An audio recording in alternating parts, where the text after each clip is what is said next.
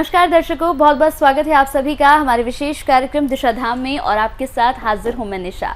दर्शकों, दिशा धाम एकमात्र ऐसा कार्यक्रम है जिसके साथ जुड़कर आप अपने जीवन की तमाम समस्याओं का समाधान पा सकते हैं। कहते हैं कि जीवन में कई तरह की समस्याएं होती हैं, फिर चाहे वो स्वास्थ्य से संबंधित ही क्यों ना हो, लेकिन ज़रूरत होती है कि उन समस्याओं से आप बाहर निकले।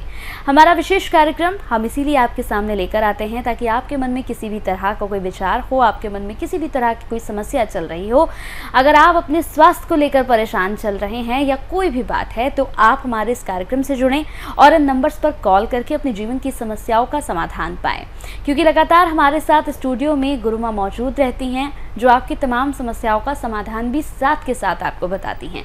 तो चलिए अपने विशेष कार्यक्रम को आगे बढ़ाएंगे और मिलकर स्वागत करेंगे गुरुमा तपेश्वरी नंदा जी का। गुरुमा, बहुत बहुत स्वागत है आपका।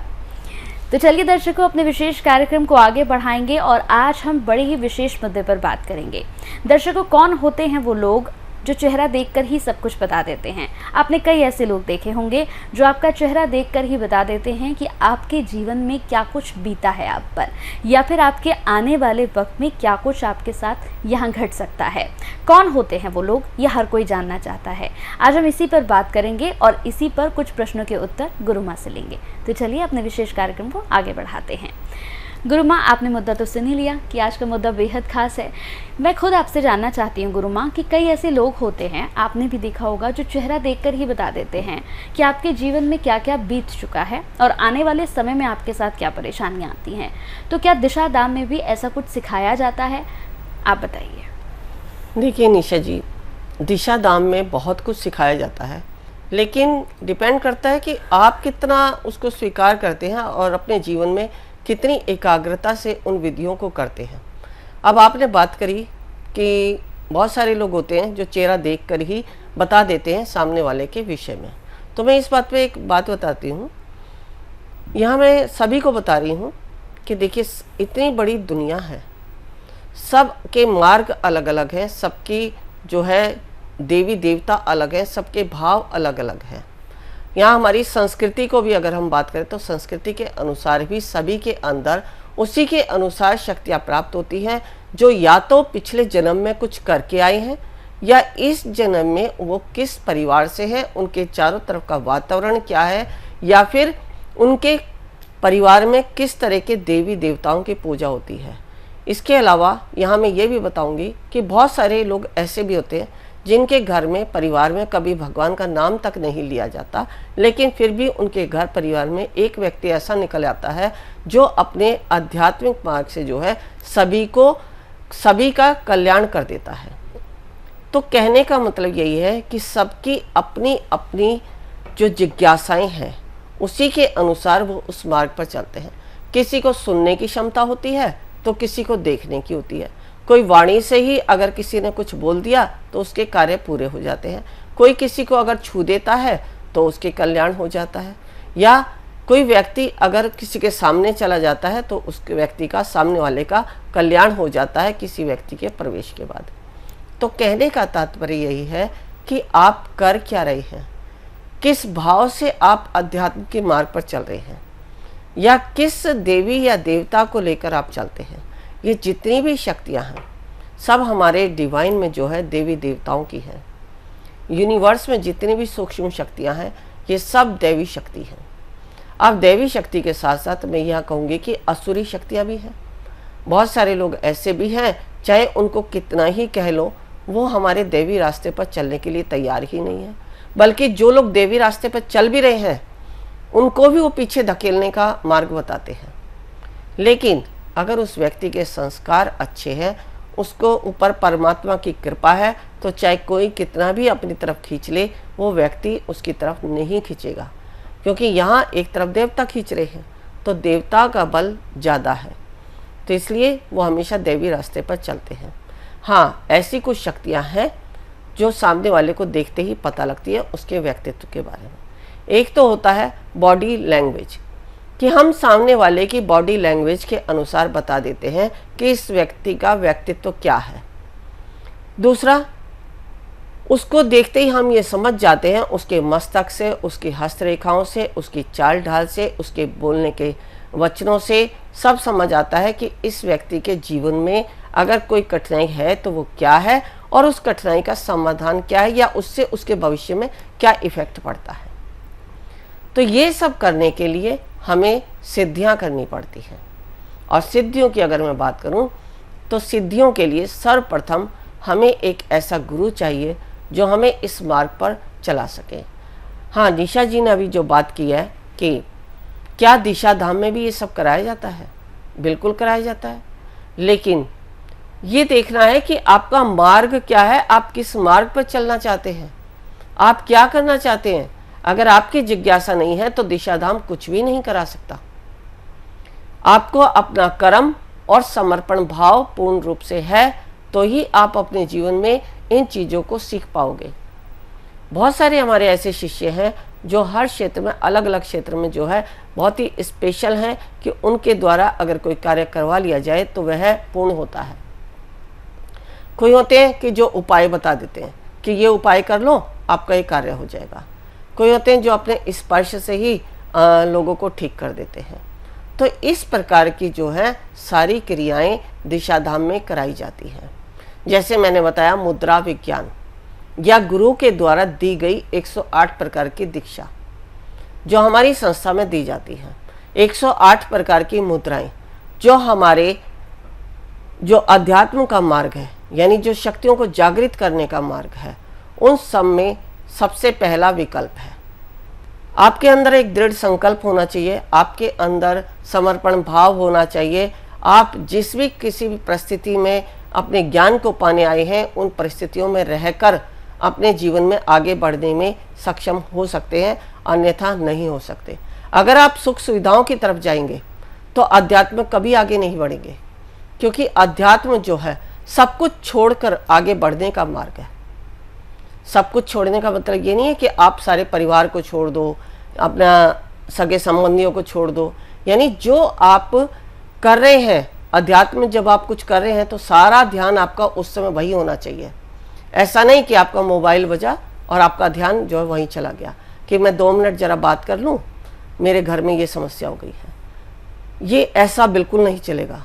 जब आप निर्विचार और सब कुछ छोड़कर अध्यात्म के मार्ग पर जाते हैं तो आपके अंदर जो जिज्ञासा है वह अवश्य ही आप प्राप्त कर लेते हैं।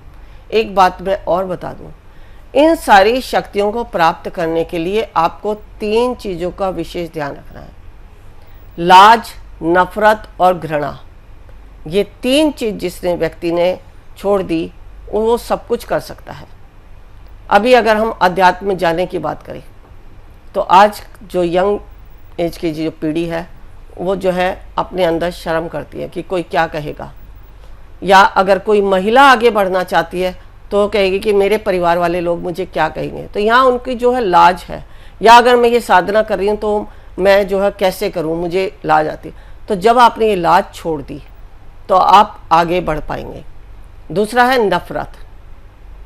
जब तक आपके मन में दूसरे के प्रति नफरत रहेगी तब तक आप कुछ भी नहीं कर पाएंगे। आपने नफरत छोड़ दी, हर स्त्री और पुरुष में परमात्मा को ही देखते हो, चाहे वे जो है कितना ही गंदा व्यक्ति क्यों ना हो और कितना ही साफ व्यक्ति क्यों ना हो। तीसरा, घृणा। आपको किसी भी चीज़ से घृणा नहीं करनी है, क्योंकि जब आप घृणा को छोड़ देते हैं तब आप जागृति की तरफ जाते हैं। अब मैं इन तीनों का और में एक विकल्प है जिसके द्वारा हम आगे बढ़ते हैं, उसके विषय में बता देती हूँ। लाज, नफरत और घृणा आपने छोड़ दी तो आप जीवन में आगे बढ़ते हैं, जागृति की तरफ जाते हैं। इसके लिए जो है 5 कर्म होते हैं। जैसे एक दिन आप जो है दही से स्नान करते हैं, एक दिन आप भस्म से स्नान करते हैं, एक दिन आप, बहुत सारी ऐसे विकल्प हैं जो अगर स्नान की विधि को करते हैं और मंत्रों का उच्चारण होता है तो आप जागृति की तरफ जाते हैं। तो इन सब को करने के लिए आपको लाज, नफरत और घृणा, जैसे अगर मान लो आप दही से स्नान कर रहे हैं, आपको घिन आएगी कि हमारे पूरे शरीर पे दही लगी है और मक्खियाँ आपके ऊपर भिन भिना रही, तो आप नफरत करेंगे, आपको घृणा आएगी। तो ये चीज़ जब तक आपके मन में रहेगी तब आप बिल्कुल आगे नहीं बढ़ सकते। यानी आपको गुरु जिस अवस्था में बैठा दे उस अवस्था में आपको ना लाज करनी है, ना नफरत करनी है, ना घृणा करनी है, तो आप अपने जीवन में आगे बढ़ सकते हैं। आज तो क्या है, अगर मान लो किसी गुरु के पास आप जाते हैं, उसने अगर किसी अवस्था में आपको बैठा दिया तो दूसरे लोग बात बनाने लग जाते हैं, और दूसरे लोग जैसे ही बात बनाते हैं तो वो जो कर रहा है व्यक्ति, उसके अपने जो है अंदर की जो जिज्ञासा होती है या अपना जो अंदर का धैर्य है वो टूट जाता है और वह जीवन में कुछ नहीं कर पाता। तो इसलिए आप सिर्फ अपने मन की सुनकर लाज, नफरत और घृणा को जब छोड़ देते हैं तो इन सारी बातों को गेन कर सकते हैं कि आप दूर का देख सकते हैं, यहाँ तक कि अपने सूक्ष्म शरीर को भी शरीर से बाहर ले जाते हैं, यानी जिसको हम एस्ट्रल ट्रेवल कहते हैं, वह सब भी कर सकते हैं। एस्ट्रल ट्रेवल की अगर हम बात करें, जैसे चांगदेव थे जिनकी आयु जो है 1400 वर्ष थी, वो यही करते थे कि जब यमराज उन्हें लेने आते थे तो वो अपने सूक्ष्म शरीर को बाहर ले जाते थे और यमराज जो है वापस चला जाता। जैसे यमराज गए वापस, वो फिर से अपने शरीर में आ गए, या एस्ट्रल ट्रेवल से जो है पूरे ब्रह्मांड का चक्कर लगा के फिर से अपने शरीर में आ जाते थे। अब अगर मैं यमराज की बात मैंने जो कही है, तो इसके पीछे भी एक रहस्य है जिसको मैं बता देती हूँ कि प्रत्येक व्यक्ति का अपना एक मूल होता है। जैसे अगर हमने लामा फेरा की बात करी, शाल्विक मंत्र रहस्य की बात करी, या रेकी की अगर कोई जानते हैं जिन्होंने लामा फेरा नहीं किया है, शाल्विक नहीं किया है, तो रेकी तो आजकल सभी लोग कर रहे हैं, जो कि हमारे सिंबल्स के द्वारा किया जाता है। और सिंबल क्या है? प्रतीक चिन्ह। अगर प्रतीक चिन्ह की अगर जिसने रेकी भी नहीं की, कुछ भी नहीं किया, उनके लिए प्रतीक चिन्ह जैसे स्वास्तिक हो गया, या 2 ट्राइंगल के बीच में माँ शब्द लिखा हुआ हो गया, या ओम हो गया, ये हमारे प्रतीक चिन्ह हैं। अगर हम माता का, शेरावाली माँ का, दुर्गा का चित्र देखते हैं तो उसके नीचे भी एक ट्राइंगल बना होता है जिसमें जो है एम रीम श्रीम क्लीम चामुंडाय विच्चई नमः लिखा होता है। तो ये सारे जो प्रतीक चिन्ह होते हैं, ये प्रत्येक व्यक्ति के अंदर होते हैं, उसके आज्ञा चक्र के ऊपर, यानी उसके सूक्ष्म शरीर में। यमराज जब भी किसी व्यक्ति को लेने आता है तो वह जो है उसके सूक्ष्म शरीर पर जो प्रतीक चिन्ह है उसी के अनुसार उन्हें लेकर जाते हैं। अब देखिए, अगर यमराज को ये पता हो कि ये व्यक्ति इस तरह का, अगर प्रतीक चिन्ह की हम बात ना करें तो, क्योंकि 2 शक्ल वाले भी सेम होते हैं, जैसे ट्विंस बच्चे होते हैं तो उनकी सेम शक्ल होती है। इसका मतलब जब यमराज आएगा तो क्या दोनों को लेके जाएगा? नहीं, यमराज जो है उनके प्रतीक चिन्हों से पहचानता है। तो अगर हमें अपना मूल पता है और एस्ट्रल ट्रेवल की विधि आती है तो हम अपने सूक्ष्म शरीर से बाहर हो सकते हैं। सिर्फ चांगदेव को जो है यही एक क्रिया आती थी, इसीलिए उन्होंने संत ज्ञानेश्वर को अपना गुरु बनाया। पहले तो उन्हें बहुत गर्व था अपने ऊपर, बहुत घमंड था कि मैं तो 1400 साल का, मैं जो है सूक्ष्म शरीर से बाहर निकल सकता हूँ, क्या है ज्ञानेश्वर। तो जब उनको बोध हुआ कि मेरे से ऊपर भी कोई है, जब ज्ञानेश्वर की उन्होंने शक्तियों को देखा तो उन्हें अपनी शक्तियाँ जो है बहुत तुच्छ मालूम हुई कि खाली मृत्यु को जीतना, क्या ये सब कुछ अध्यात्म पा लेना है? नहीं, हमें जीवन में बहुत कुछ गेन करना है, और बहुत कुछ गेन करने के लिए दिशा धाम में बहुत कुछ कराया जाता है। बस ये है कि आपकी योग्यता कितनी है। मैं तो कहती हूँ आप सब कुछ जान सकते हैं कि मैं कौन हूँ, मेरा उद्देश्य क्या है, मैं किस लिए यहाँ संसार में आया हूँ, और ये संसार क्या है। इन सब को, सारे रहस्यों को आप जान सकते हैं, और आपने अगर सब कुछ जान लिया तो आप दूसरों को भी उसी के अनुसार चला सकते हैं। जब आप खुद से जागृत होंगे तभी आप दूसरों के लिए कुछ कर पाएंगे। तो जो अभी हमने बात की कि सामने वाले को देख के सब कुछ बता देना, ये हमारी दीक्षाओं के द्वारा भी परिवर्तन होता है, ध्यान के द्वारा परिवर्तन होता है, मुद्रा विज्ञान के द्वारा, या कोई भी अगर हीलिंग प्रोसेस है उससे भी आपके जीवन में परिवर्तन होता है। इसके साथ ही साथ इन्फिनिटी कॉन्शियसनेस, जो कि आपकी 12 सेंसेस को जागृत करता है, आपकी सुनने की क्षमता, आपकी सूंघने की क्षमता, आपकी वाणी की, स्पर्श की, तापमान मेंटेन करने की, निर्वाण की और निर्माण की। यहाँ निर्माण और निर्वाण में अंतर है।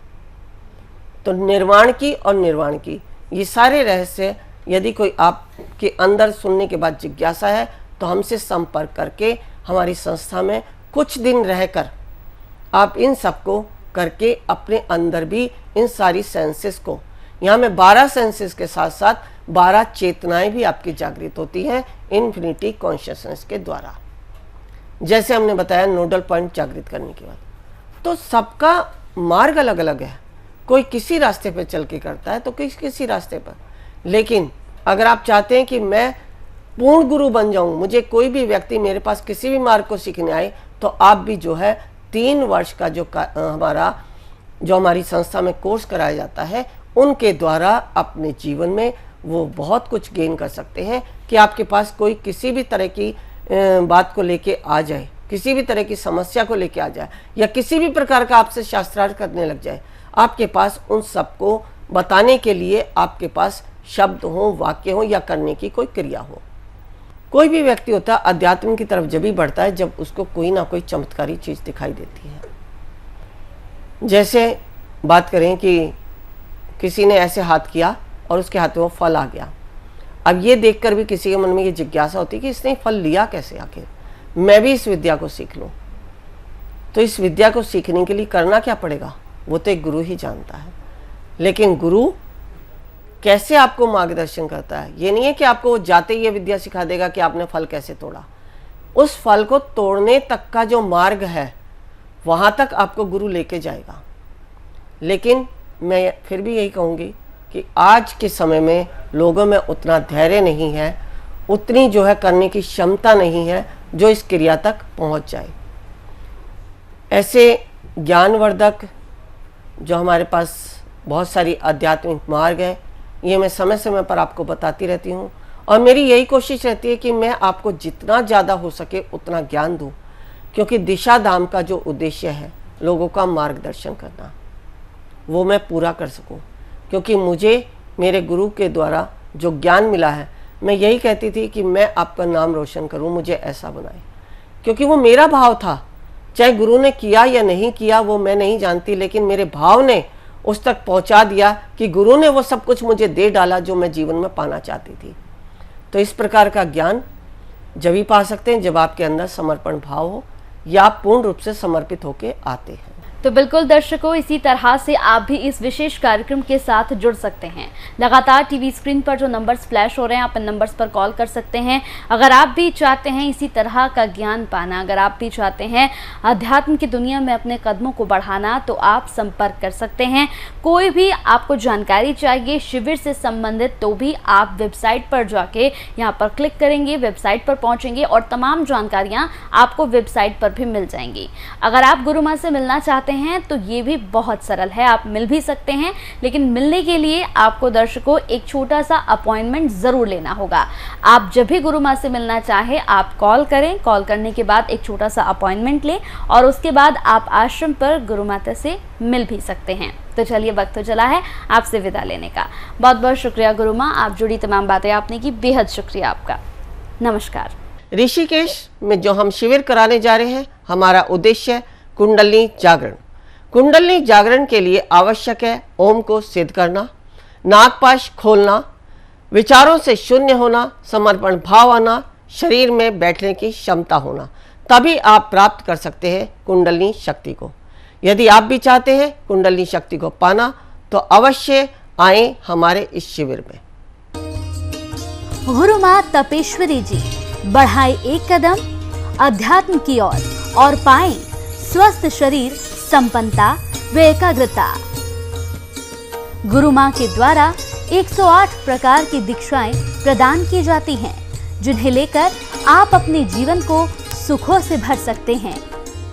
आप गुरु माँ से ध्यान व उपचार पद्धतियां सीख सकते हैं, जैसे मुद्रा विज्ञान, साधना से सिद्धियों की ओर, तत्व ज्ञान, लामा फेरा, तनाव, डिप्रेशन, पागलपन, नजर दोष, टोने टोटके में अत्यंत प्रभावी, योग माया, रोगी को रोग मुक्त करना, हुंकार विद हलीम बौद्धिक, विकास एवं लक्ष्य प्राप्ति हेतु, टिंटी सर्कल, एकाग्रता बढ़ाने के लिए। हमारा पता है गुरु माँ Tapeshwari ji Ashram, Disha Dham, near Delhi Singhu border, pin code 131028।